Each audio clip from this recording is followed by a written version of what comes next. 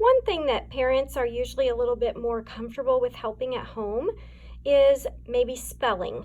So here is an idea for how to have kiddos at home practice their spelling words. So first of all, kids need to be able to read the words that they are spelling. So first I would simply work on reading the words. And then once they can read them, they need to practice writing them. And so in order to write them, you can make a double-sided piece of paper here. So what I mean is you take a piece of notebook paper and you fold it in half. And so on one side, you're going to go ahead and you're going to write those words.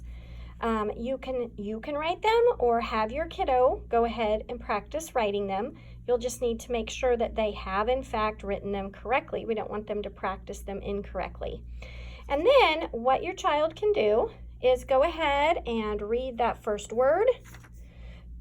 They can talk a little bit about what pieces they see in that word, like that the main word is interest, and that dis and id have been added to the end.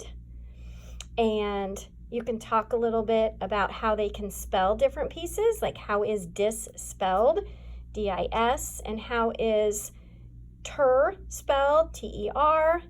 And then after studying that word for a little while, they close the flap and then they practice remembering what did they see and can they now remember how to spell that word.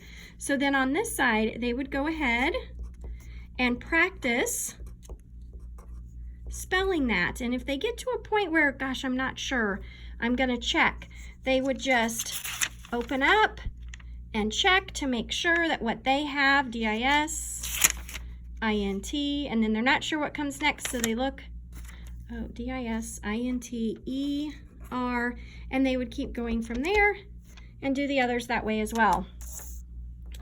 You might want to try to have the kiddos say each letter as they write it. That might help get it into their memory.